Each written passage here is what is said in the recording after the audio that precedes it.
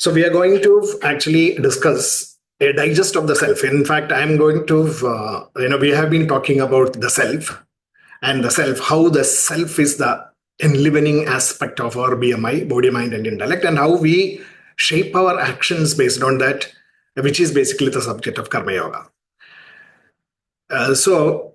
Now today I'm going to discuss the application aspects of the various strategic thoughts that the Karma Yoga give, as well as what the self is.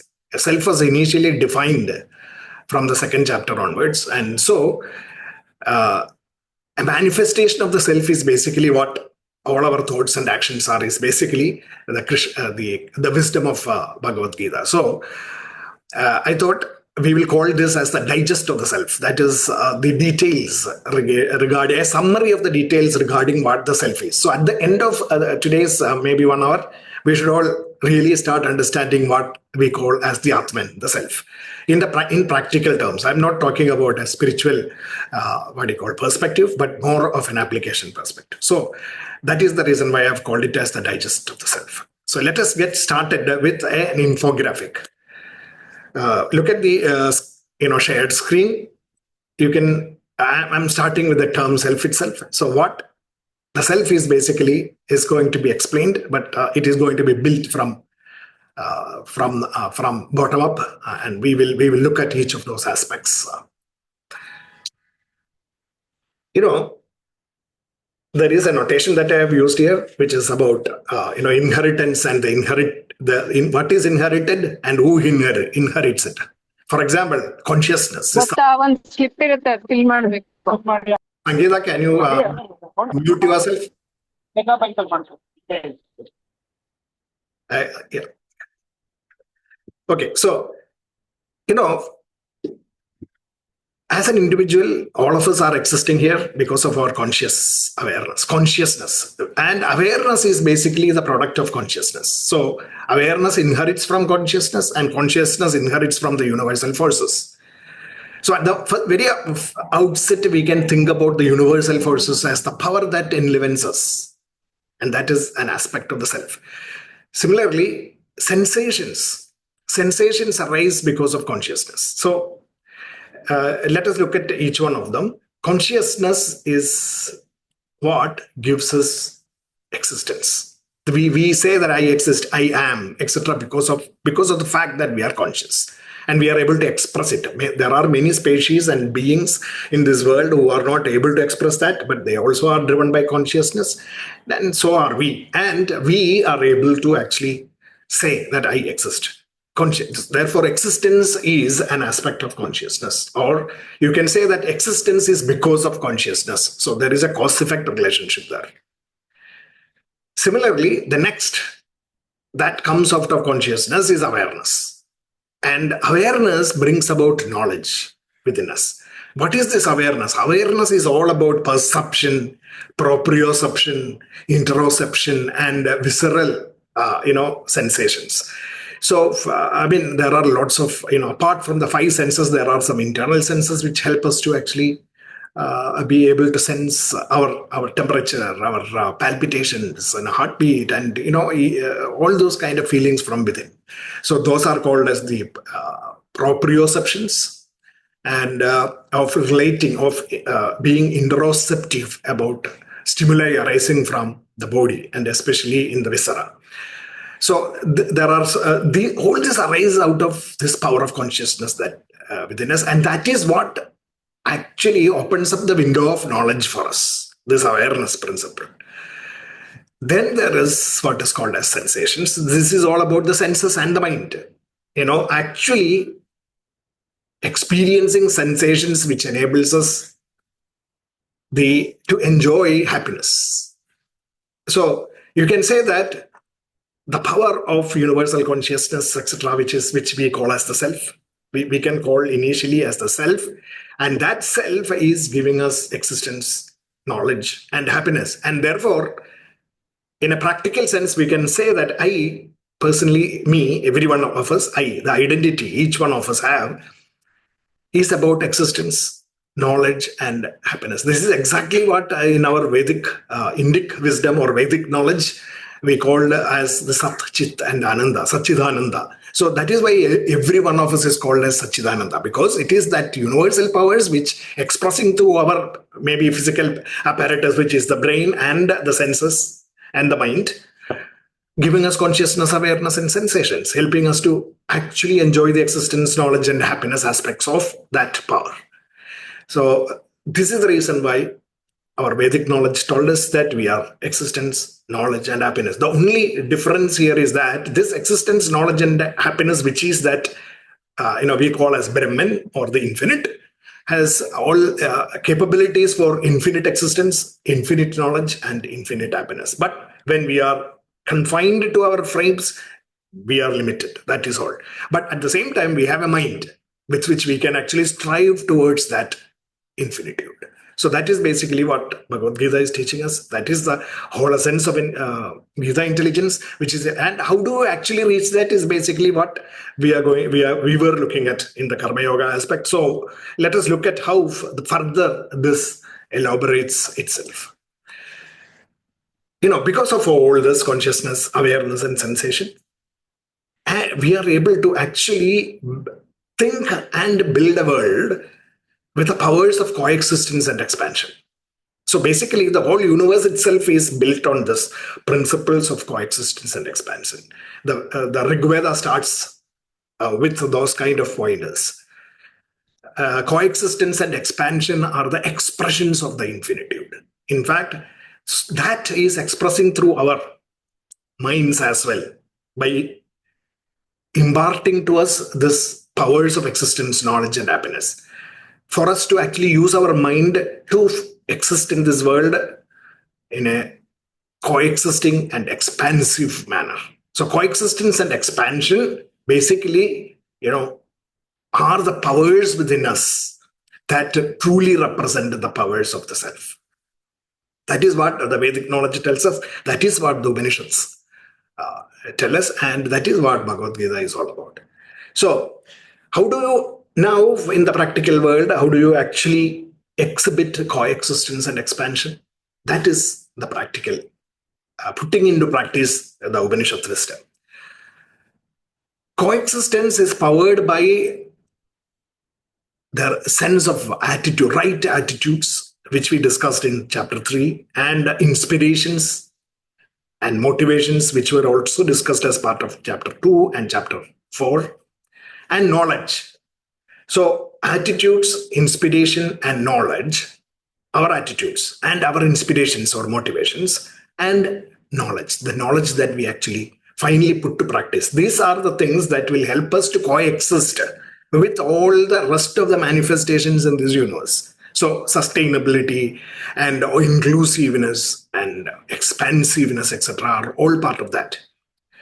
Expansion. And how do you actually expand? Expanding is a process of creatively using our thought capabilities to be productive and enriching to the society, as well as individual, as well as the society, the world, etc. So these are the things that really help us to coexist and expand. And these powers, where do they come from? They come from self-discipline, self-satisfaction, and self-awareness, through exhibiting the various attitudes, the right attitudes, which we discussed in chapter 3. Chapter 3 is the summary of those attitudes. Yajna, Tyaga, Samarpana, Prasada, Bhavas. 4 bhavas. It is described as 4 bhavas. The bhavas are nothing but the attitudes that we bring forth in our thought and therefore translate that into our actions.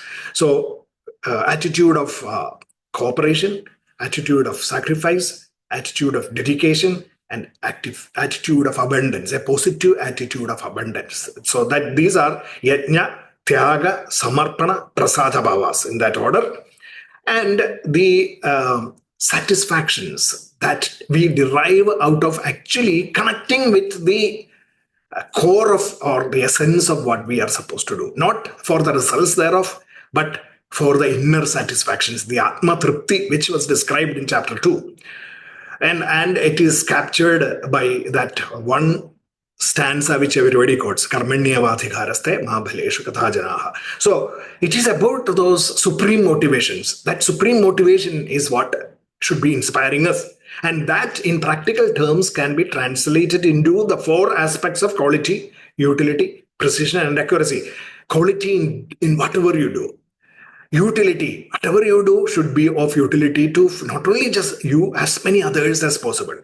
Utility, precision, always, doing it precisely and consistently doing it so that your actions are accurate always. So quality, utility, precision, accuracy. If you are powered by these joys, then that is what inspiration is all about, is what Gita intelligence is teaching us. And then self-awareness is about not only just, your body, mind, and intellectual awarenesses, which are bestowed to you on because of this awareness principle that we have. I talked about perception, interoception, proprioception, and all those things. But not only that, it is also about applying your mind to, local, regional, global, universal levels, expanding your thoughts, developing your perspectives from individual, universal to the infinitude. So this basically is what driving, or this is what actually is the cause. If you actually are able to perform your actions and thoughts in this manner, then the creativity, productivity, and enrichment that you bring forth into your actions will help you to actually meet with the goals of the self. That is what Gita is taken. And what is that self, therefore, in the practical world of living, is what I am going to talk about now. So, connecting with the Atma Tattva, the self of anything, whatever it is, just like, from fundamental principles, we have been discussing that. What is the fundamental Atma Tattva of sugar? It is sweetness. Of fire, it is heat and light. So, just like that, as human beings, there is that essence of why we exist in this world. And if you are able to touch, if you are able to actually come closer to that through our creative, productive, and enriching activities, closer, shorter, faster, smarter, better, effective, and uplifting. These are the things that we need to achieve through this self-discipline, self-satisfaction, and self-awareness, by the use of these attitudes, inspirations, and perspectives. And if you are able to, this is what was described in the first 6 chapters of the Gita. In fact, attitudes in chapter 3, the inspirations were initially started off in chapter 2, and then actually it was mentioned in all the other chapters. Then self-awareness and perspectives, etc., is the next stage that we'll come to. Okay. To bring in creativity, productivity, and enrichment through dexterity in action. So this creativity is the Brahmanatva within us, productivity is the Kshatriyatva within us, enrichment activity is the Vaishwatva within us, and the dexterity of actions is the Shudratva. So these 4 things which were described, this aspect of the 4 types of human endeavors, because of the thought structure that we bring into it, is the Jnana Karma Sannyasa Yoga, which is the chapter 4. And there it is described in those details, and we have taken that essence and then try to apply it in our practical world of living. It is not about colors, or it is not about by birth, etc. It is about the way you bring in attitudes to the work, karma, and the aptitudes that we bring into that through our inner, refinement of our qualities of the mind, or the guna, karma, vibhagacha, creative, productive, and enriching, and dexterous activities, so that we actually get closer and closer to the self. Shorter, faster, smarter, better, effective, and uplifting can be the terms that we can use in this world towards that core, and how do we actually connect that with our professional workplaces, etc. I'm going to come into that now after this. So that is called as self-direction. This whole thing is called as self-direction, and this self-direction is basically what constructive existence in this world is. That is the sattvic existence within this world, about how you actually bring forth these powers that are within you, the universal powers within us, expressing as consciousness, awareness, and sensations, then ultimately shaping our mind so that we are self-disciplined, self-satisfied, and aware and aware about everything in this universe and in this world. So this self-direction is the Udaret Atmanatmanam principle that the chapter 6 actually summarized, which we also chanted today. So it is yourself working through within our mind that is uplifting us. The power of the self, the power of consciousness, the power of awareness, and the power of sensations combined together is the power of the self within us. And when it is directed towards coexistence and expansion, it becomes constructive. So that is the essence of karma yoga, and that's what we have seen. So how do you actually, let us look at it in a very brief summary manner. You can say that attitudes, inspirations, and these perspectives, applying that towards your thinking and work, such that you make that path towards your atmatrapti, shorter, faster, smarter, better, effective, and uplifting. That is the essence of our living. That is actually expressing through our consciousness, through our awareness, through sensations, and dealing with coexistence and expansion. So this is basically what it is all about. If you look at the way that is animated, that is how, the power from within us as I, the self, expressing through us. So let us look at this.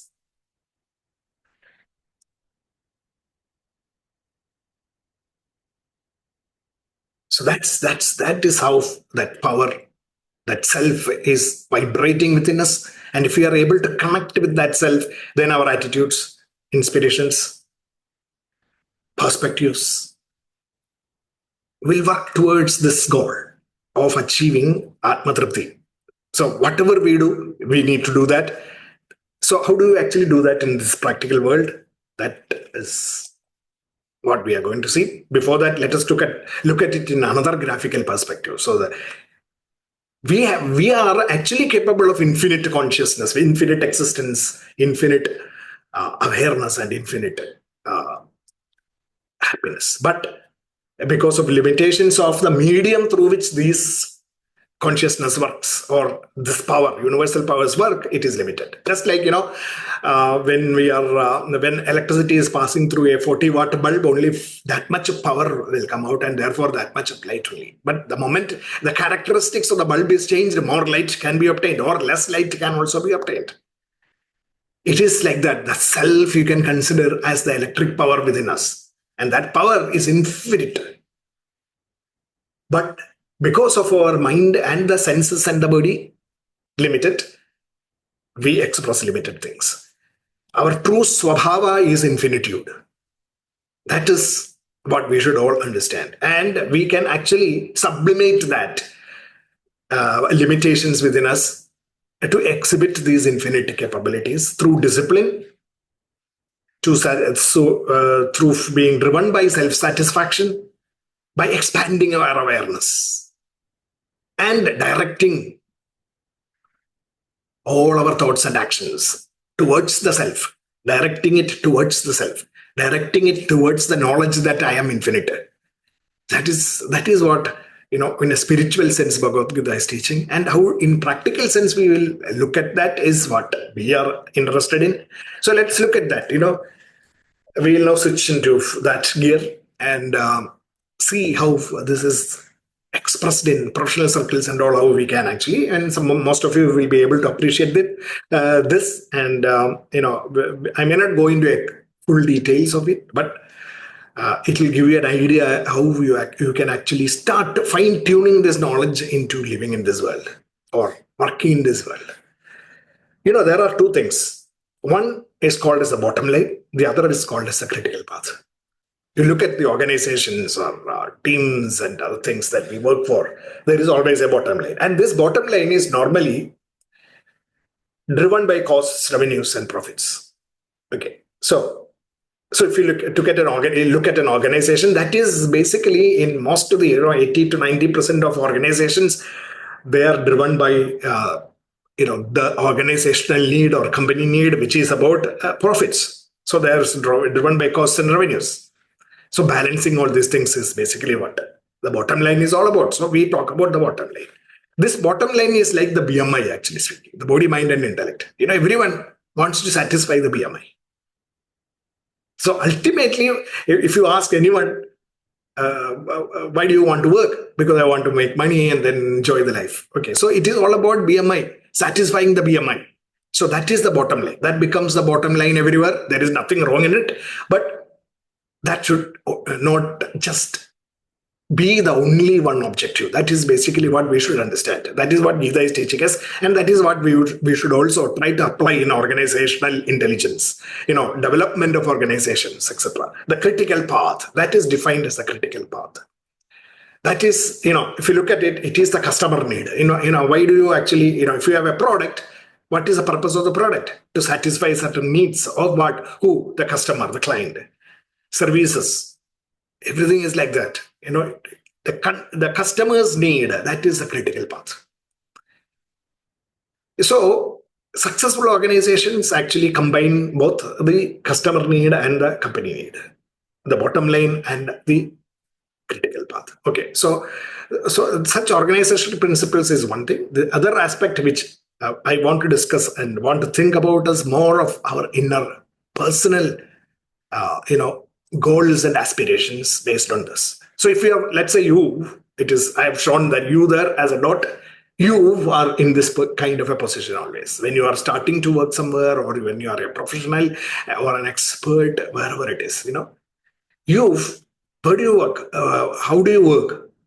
You can work to satisfy the bottom line of the company only, or you can also start looking at the critical path of the company. So right from the first day as a professional in your workplace, one of the objectives that you need to have is to start understanding the critical path of the company. That is, in our spiritual parlance, in our life, understand the self. Understanding the BMI is one thing, but understanding the self is more crucial. That is basically what is going to raise you up. So that path towards that objective, the customer need, should be made shorter, faster, smarter, better, effective, and profitable. This should be the objective. So from first day at work, etc., this is our thought, to make shorter, faster, smarter, better, effective, and profitable the path towards the company, to the customer. Sorry. How do you do that? Motivations. The motivations are your motivations. Your happiness should be driven by the quality of thought that you bring forth, the utility and precision and the accuracy of your work. So these are the motivators. And this is basically the inner joys of the self that Bhagavad-Gita was advocating. When Krishna said, Karmanyavadhikaraste ma bhaleshu kathajanaha, when he advised Arjuna that you should not be driven by the results, but by these supreme motivations, he was meaning that we should actually touch the core of whatever activity that you are working on. So those motivations should be driving this, qualitative change for reaching the customer needs as short, making it shorter, faster, etc. So the next is, we should understand the critical path. So if you want to actually, we should know what self is. That's what Gita is teaching us. So if you translate that into our action plan, it is about understanding the critical path, of course. Making it faster, etc., is the second. Next one, it comes only next. Before that, you have to understand that. Typically, most of the companies will have different segments to it, which is about research and development, production, sales and marketing, delivery, support. I've just categorized it into four or five specific divisions. There may be some differences here and there, may additional departments and things like that. But in general, R&D, production, sales and marketing, delivery, support. Now, so you are making shorter, making faster, etc., is to be tied towards this path, aspects of the path. So Our thoughts should be, as a professional, how actually we can make support, for example, shorter, support to the customers, shorter, faster, smarter, better, effective, or delivery, shorter, faster, smarter, better, effective. Research and development also, how you can actually bring things into the market fast, better, make better things, smarter solutions, all those things. So each of those aspects of the critical path, if you are in any one of those places, then you should be able to tie the these motivators to those aspects of your work. That is when you are actually connecting to the self of the organization. So the next is about realizing where you are. Are you in support, or are you in research and development? Are you in sales and marketing? If you are, then the first thing about the motivators connecting to those aspects of your work comes into play. So it is about where are you on the critical path, and understanding that from first day onwards, as a young professional, if you are, then you should be wondering about that and trying to understand the critical path and connecting your work with it. Whatever your boss tells you to do, you should understand why you are doing it and how you are connecting into the critical path of the company. So this is one of the things that constantly should be driving us. So each one, depending on where you are, sometimes you may be doing multiple roles. Sometimes you may be confined to only specific activities, maybe marketing, or maybe production, or maybe only R&D. What value so if you are doing pure R&D work, you should also be driven by in the connection to the critical path, which is my R&D work. How does it affect the customer? Or how does it affect the overall operations of the company? Or how does it affect the market conditions?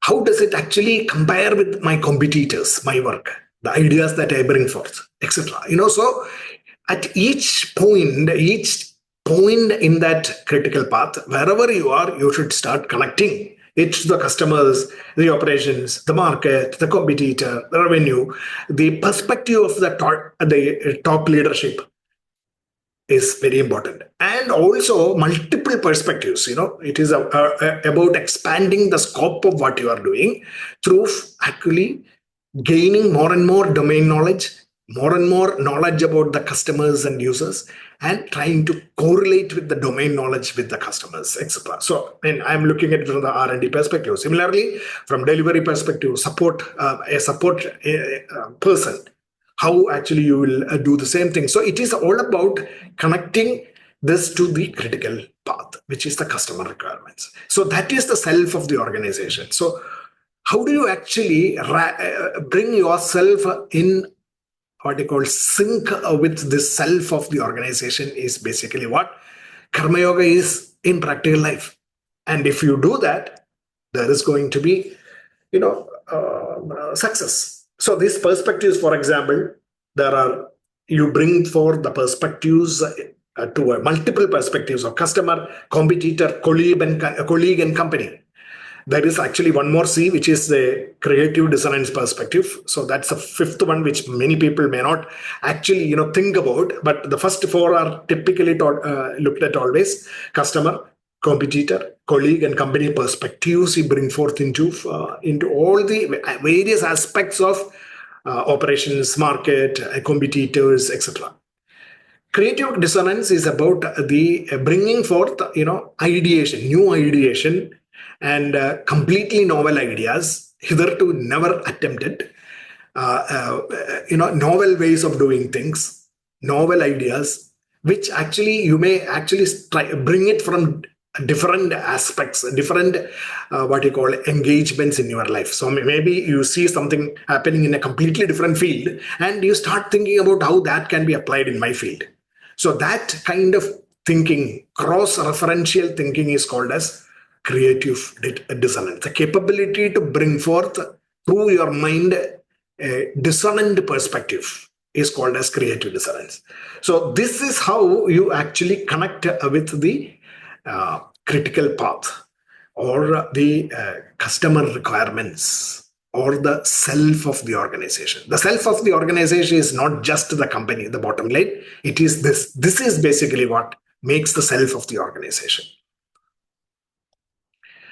So this self of the organization, how do you actually bring forth all this through our attitudes and aptitudes, is what Karma Yoga was teaching us. Of cooperation, sacrifice, dedication, abundance, etc., and aptitudes of creativity, productivity, business, and dexterity. Bringing forth these things into your action plan, by internalizing these attitudes, internalizing these aptitudes, etc., and creatively thinking about solutions so that you can touch the self. This is what self-analytics is. This is how you apply Bhagavad-Gita to your living.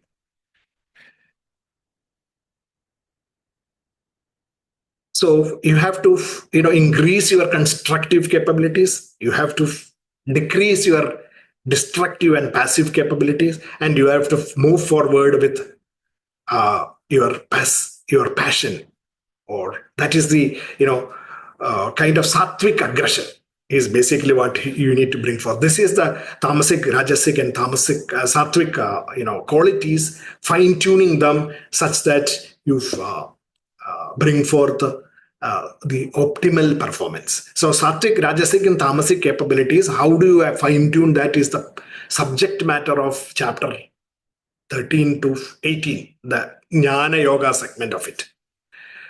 How you actually fine tune your mind such that you become optimally productive, or fine tune your inspirations, is basically what chapter 6, chapter 7 to chapter 12 is all about, the second segment of self-analytics.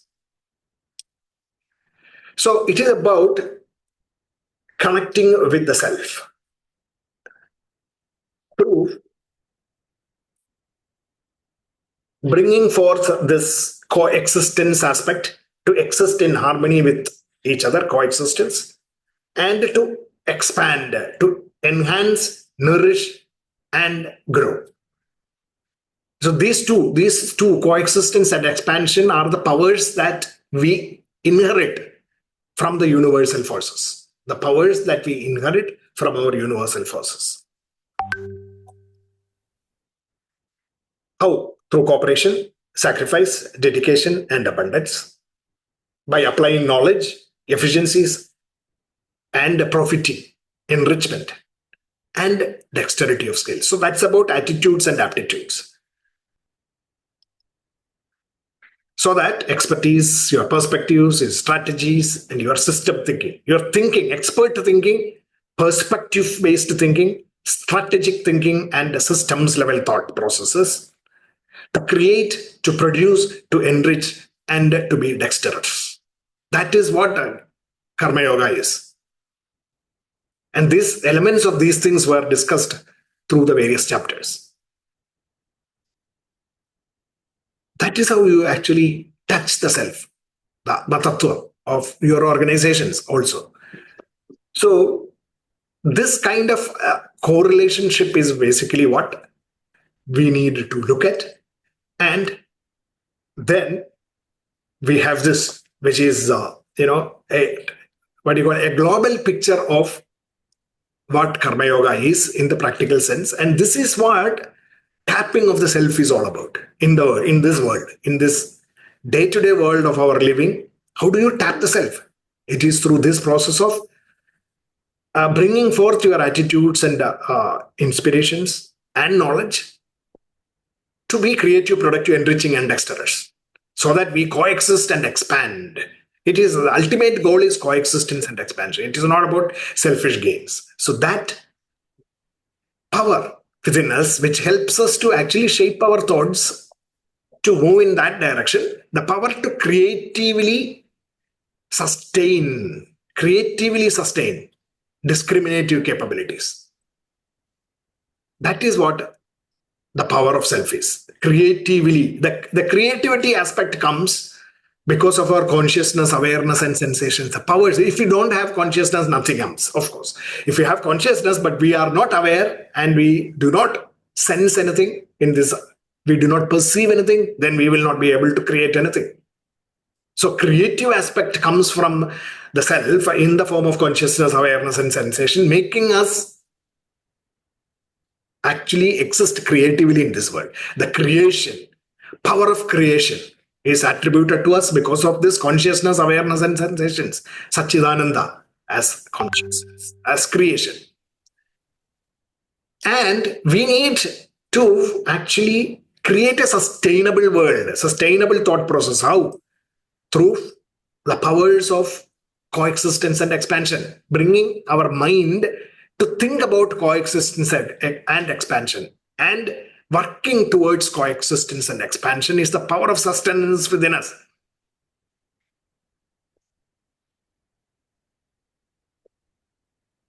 And we need to differentiate between the various aspects of constructive, passive, destructive, and aggressive aspects of our thought processes. That is the discriminative intelligence. This discriminative intelligence is built through the process of self-discipline, self-satisfaction, and self-awareness, and making us self-direct. So that is the discriminative capabilities which helps us to kill the negative stuff and bring forth an energy into this life so that coexistence and expansion become sustainable and our creative aspects create a completely different world and environment. So the creation, sustenance, and discriminative aspects of our powers are basically the power of the self within us, which is nothing but what? It is the creative power is the Brahma in us, sustaining power is the Vishnu within us, and the discriminative power is the power of Shiva. So Brahma, Vishnu, and Shiva, the Trimurtis, are actually the powers within us. That is how the self is getting transferred within the physical frame of our body, mind, and intellect. So we have the Brahma, Vishnu, and Shiva within us.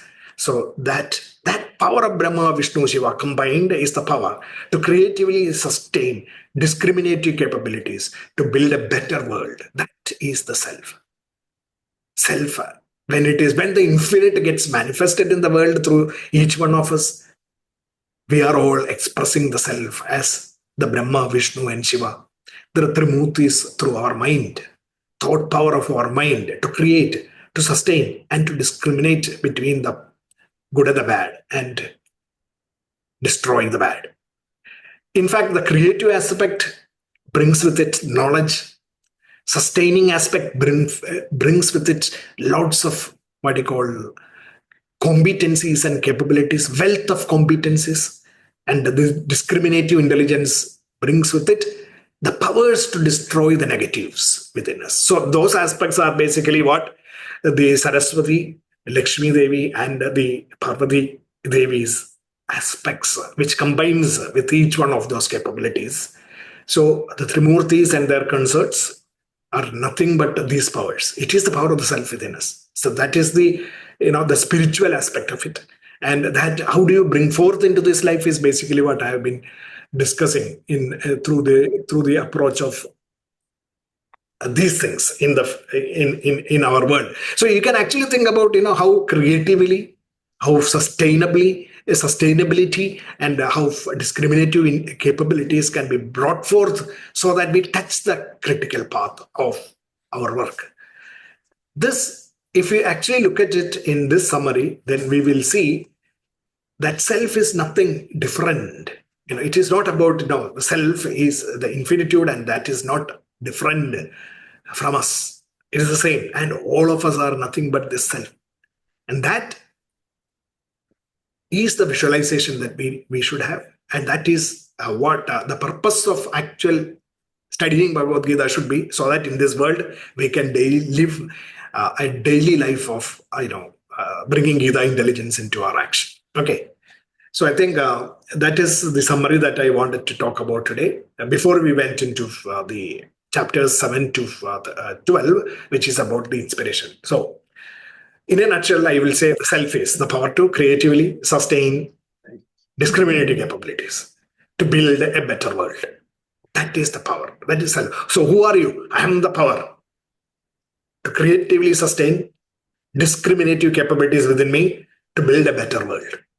That is how we should be able to understand. If we understand that, then it is creativity that will help us to connect with the purpose of our living, the purpose of our organizations, the purpose of our project, the purpose of our product, the purpose of our services that we carry out. And if we are doing that, then it is not just about making money or creating profits. It is about meeting the needs of somebody other than the organization and us. That is basically what understanding of the self implies. Understanding of the the essence and the wisdom of Upanishads lies in this practical world of life. Okay, so with that, I will actually conclude for today, but we can discuss in detail if you want further discussions. But before that, let me just conclude with the mantra and then we'll get into the discussion.